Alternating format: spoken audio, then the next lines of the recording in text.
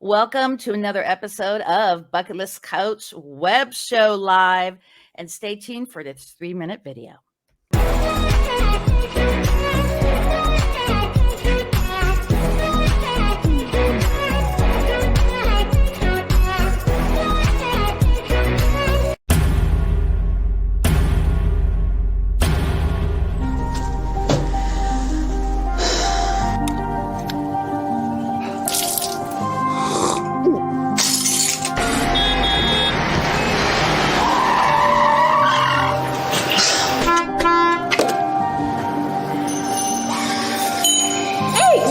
Just a film. Line. Unless there's time for a gel. Could she do a gel dip? Can she do it? Amy! There she is! Amy! How much is this? It's $1.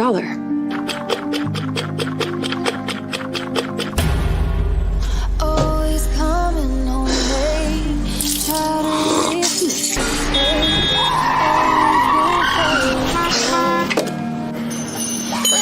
Yes, just a fill. Amy! Amy! How much is this? It's $1. Oh, it always gets colder. Everything is closer. Gel dip.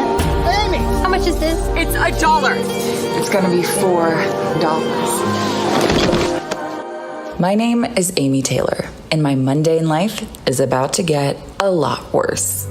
I have an inoperable brain tumor. It's crazy. The reality is, the real Amy died when Dad did.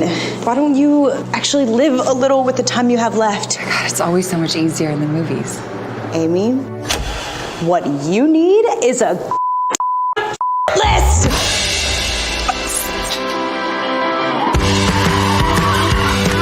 Picked the wrong day with me.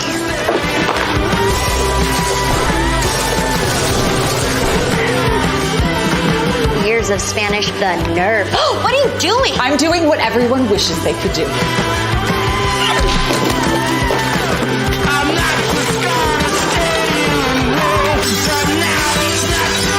You're better than this. She might be better than this, but I'm not. Oh my God!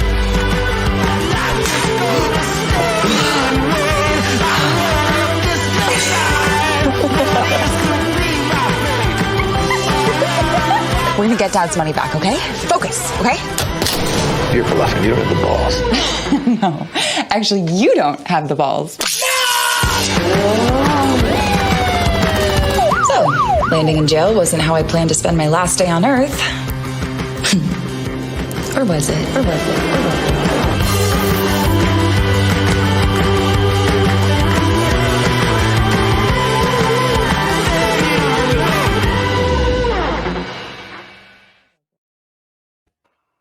Wow, how about that?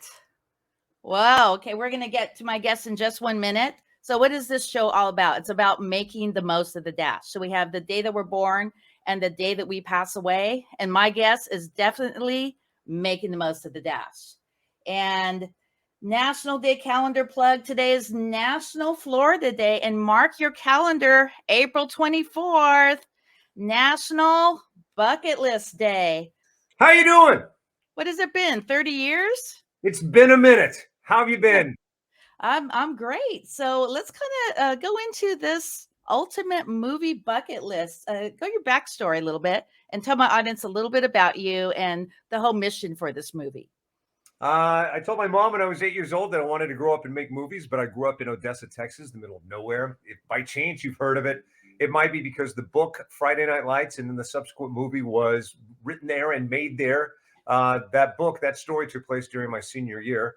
I didn't play football and couldn't wait to get out of there. Ultimately ended up in LA and fell into broadcasting, and that just kind of took off.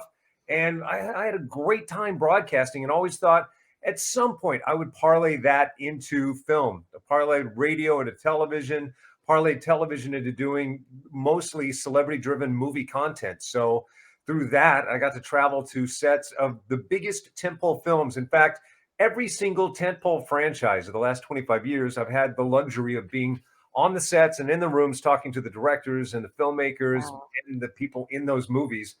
At some point thinking I'll probably never make movies. That's just not going to be my lot in life. But God, I got to get close to it. And I love all things movies. So it's worked out. And then about 7 years ago, full transparency, I had a very public DUI. Thank God I didn't hurt anybody. I was discovered parked and asleep, more or less, but I shouldn't be behind the wheel. Then I got a DUI and was sidelined for about 6 months. And a couple good friends of mine came along. The first of which was Howard Bird. Howard Bird is a guy that used to be a radio and television sales executive and then started making movies himself. He made Mother's Day with Julia Roberts and Criminal Activity. Oh, yeah. Uh, Okay. A lot of other great movies. And he called and brought me aboard this movie called Notorious Nick that was in its fledgling stages. There's a tiny little associate producer. I had another friend named Joe Carnahan that was at one point my segment editor. He too had gone on to become a huge movie television producer, director. He did Smoking Aces with pretty much everybody. Common, Alicia Keys, Jason Bateman, everybody was in that movie. Ray Liotta. He went on to make the A-Team movie with Bradley Cooper and Liam Neeson, The Gray with Liam Neeson. Anyway, he called and said, buddy, now that you're no longer sucking on the teat of CBS, you should be making movies, not talking about them. So I called Howard and said, I want to do this movie with you. And Notorious Nick started stalling a little bit because it was a bigger movie, needed more financing. And I pitched this smaller budgeted movie called Apparition that ultimately we ended up making. And it launched a lifelong friendship partnership with Howard. He and I have 7 movies together. This latest movie, he entrusted me to do the directing honors. And I did it. Wow. Yeah, that's definitely the ultimate career bucket list for you. Oh, what's up, Pamela? Well, let's get into it. Let's go into the long version then. Oh, well, I mean, it's basically that. I will say, though, being toe-to-toe with Steven Spielberg, talking to him about his craft, and Jordan Peele and every director in between, along the way, I was just kind of gathering tidbits. So in a way, it was the best film school I could have ever had. Sometimes things happen for a reason, and I never took a moment with the filmmaker for granted. A lot of press and the paparazzi types are more worried and more caring about the celebrities, the movie stars. And don't get me wrong, many of the movie stars are great filmmakers in themselves, but I always cherished the ability to sit down with George Lucas or Martin Scorsese or pretty much every famous director you've ever heard of and ask them detailed about how'd you get that shot? Why'd you pick that shot? And all of this, I just put into my bag of tricks. And then when I was able to unleash on the set, it made it a much better day, a much easier day. And I love this just about more than anything I've ever done in my life. Making this movie wasn't always easy, but it was way rewarding. Like I'm watching that trailer you just played, and I thought, I'd go see that movie. That's a good movie. Exactly. Yeah, that's just kind of weird that all these years later, I mean, you're doing a movie on a bucket list, and that's what my business is about, is all about, marking off the bucket list and living your dash. Yeah. Have you done anything that has scared you in your life to mark off your list, or you think this is the scariest thing? Things that frighten me that you would ever want to do. I mean, there have been plenty of things that frighten me that I never would have wanted to do that I was forced to do for whatever reason. But the things that frighten you that you might be inclined to do, skydiving, anything that's adrenaline filled, I've already done it. How about surfing? Yeah, I've done surfing. Oh, really? Here's the thing about surfing is that I'm a bit of an adrenaline junkie, and surfing takes so much patience and also stamina. And I mean, you paddle out, you exhaust your energy to get out there, and you're waiting for the perfect wave. And then if you suck at popping up, then chances are you're not going to catch that wave, and then you find yourself paddling out yet again. I did have surfing lessons from Hans Hedelman. Hans Hedelman is considered to be the Tony Hawk of surfing, the pioneer of new age surfing. And so I got to get surfing lessons from him, and I still suck, which means I probably shouldn't be surfing. I enjoy it. I just don't have that much time for it. Although on TikTok, I'm seeing all these powered surfboards now. Mm-hmm. That I dig. Get me out there for powered. Let me hit that wave. And even if I don't catch the wave, I'm still going. I'm all over that. Well, the key is to pop up right away, because I'm actually afraid of the ocean. But I moved here from Sacramento to Huntington Beach several years ago.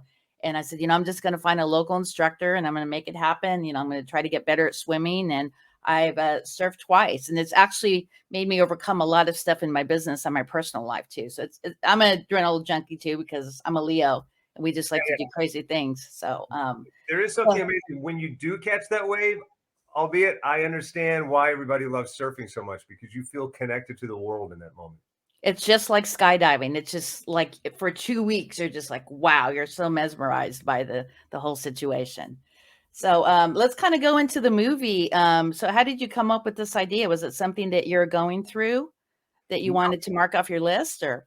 My producing partner Howard and I, we usually are. It almost always happens at a lunch while we're in production and like our heads spinning every other way on a film we're making. Our next movie almost always is born from the set of a movie, and we were at lunch on the set of this movie called Fear Farm 2. It was a sequel to a really successful horror movie we had made called Fear Farm, Farm with a PH. We're on lunch, just spitballing. What are we going to do next? And we always talk about movies that inspired us or moved us or forgotten gems from our childhood. And when we were both young adults, a movie with Michael Douglas came out called Falling Down. And we both remembered. I mean, people either know that movie, don't know that movie, or if they know it, they go, oh, yeah, Michael Douglas. And they can recall specific scenes because it's about a guy that snaps the very beginning of the movie. In the opening credits, you see him snap. It's Michael Douglas. He puts the car in park on an LA freeway, starts walking home and opening up tiny little acts of vengeance, things that have been getting on his nerve forever, ramping up to a much more grandiose thing towards the end. And we thought, what if we flipped that and made it a young millennial woman? And then Howard said, well, if we're doing that, why don't we bring a bit of Thelma and Louise into it? Why doesn't she have an accomplice? And so we start spitballing, and that's how we discovered Amy. Amy was going to be this woman, and instead of falling down where you don't realize what fueled him until the end, in this you're going to find out rather early on in Act 1. I mean, hell, you see it in the trailer what's kind of awoken her, and you think you know her story, and then in Act 3 you find out something else that's been going on in her life, and everything she's done along the way adds up to this one great moment. And it's one of these movies that you might think it's okay at some point. You might think it's not for you. And then when this thing happens, hi, Jody. Jody remembers that movie. When this thing happens towards the end, your jaw will drop. You should cushion yourself, prepare for your jaw to scrape the floor. There's an oh, wow moment so big in this movie. So let's talk about the ticket giveaway that we're doing. Yeah, so let's give the details for the premiere. All right. So I noticed that we were going to have a section of seats available, and I wanted to donate them to you, to anybody that needs to get something off their bucket list or might just need having going to a Hollywood premiere checked off their bucket list.